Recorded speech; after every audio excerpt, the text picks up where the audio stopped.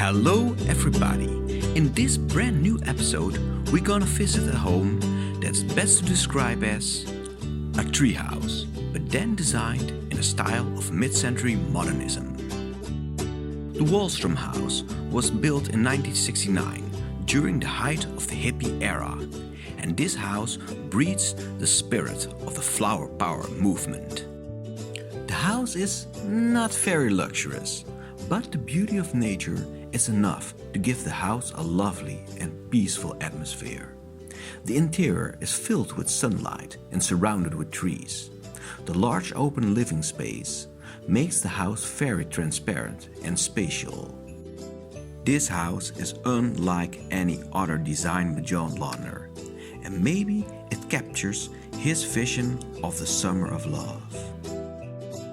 So let's explore this truly original design. To understand the unique shape of the house, we first need to take a look at the construction. The house is built against a steep climbing hillside. The shape of the hill was only slightly changed to make place for the house. Then two concrete walls were placed to prevent landslides. After this, the concrete foundations were placed in the ground.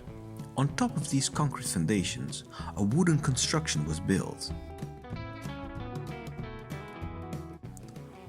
On this wooden skeleton, two large beams were diagonal placed. The rear ends of these beams were cemented with foundations in the hillside. The diagonal beams are very thick and they are made of a laminated wood on which multiple layers of wood are glued together. The top of the diagonal beams is connected to the pillars of the construction with large iron bolts. The roof is supported by horizontal arms that are placed in the diagonal beams. This roof structure is clearly visible at the ceiling.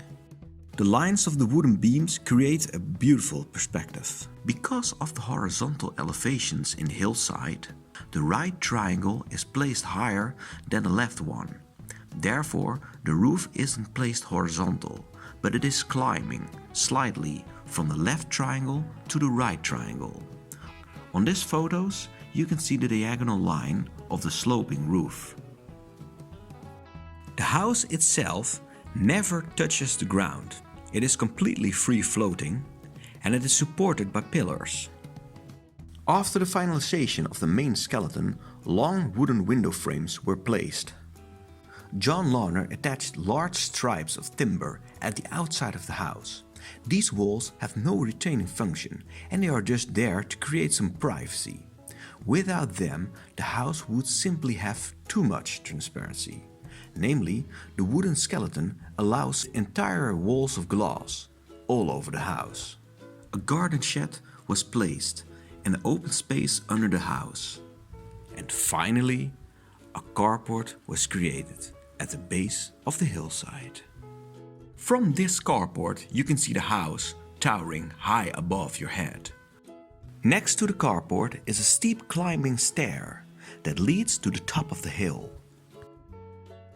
Over the top of the hill is a pathway that goes straight through the house. The house has two floor levels. The living area is on the highest floor level and it consists of one large living space. The living room has an open kitchen and place for a piano, a fireplace and a dining area. Only the toilet is separated by internal walls.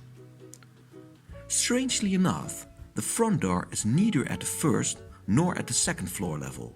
It floats between the two levels. Once you step through the front door, you can choose. Either you step to the left to walk over a stair that descends towards the bedrooms below. Or you walk straight forward and continue to walk over the same pathway that was outside. This pathway continues through the house to the other side of the hill, blurring the verge between inside and outside. Because of elevations in the hillside, the pathway climbs slightly up and at the end it comes almost in line with the floor level of the living room. You can continue the pathway and go outside through a back door. But when you go towards the left, you only have to climb up two small steps to arrive at the floor level of the living room.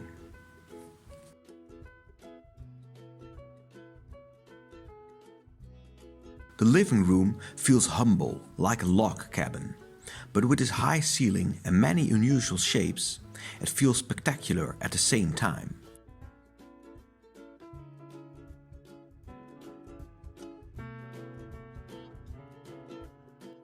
The sitting area is placed around a bright red iron stove, with a stovepipe all the way to the ceiling.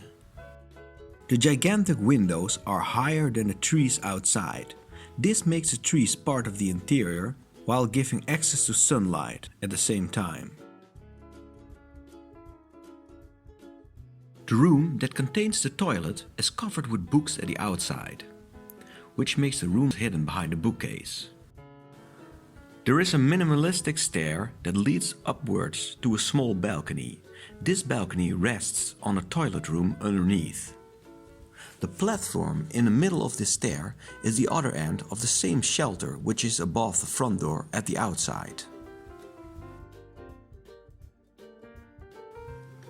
The small internal balcony is used as a lounge where you can watch television, a private and intimate feeling in contrast with the panoramic feeling of the large living room. The balcony feels like a bird's nest, high up in the trees. Alright, let's now go downstairs.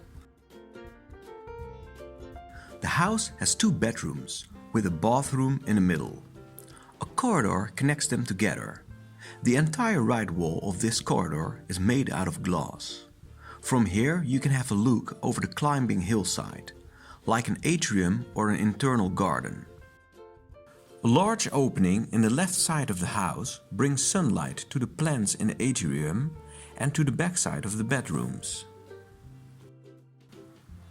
Because the corridor towards the living room is lower than the second floor level, this corridor can be partly seen from the first floor level.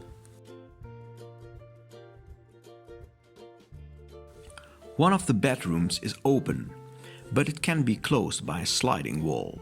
Wherever in the house you are always surrounded by trees and plants. This gives the house a very organic feeling. The Walstrom residence shows to me how extremely diverse the houses by John Lautner are. The versatility of his work is illustrated by comparing this house with other designs that were built around the same year. In 1968 and 1969, John Lautner also created the Elrod House and the Stevens House. The 3 brilliant designed houses couldn't be different from each other. It proves that John Lautner was constantly experimenting with new styles and techniques while staying true to the concept of organic architecture. This was your tour guidance. Thank you for watching and don't forget to like and subscribe. I'll see you next time.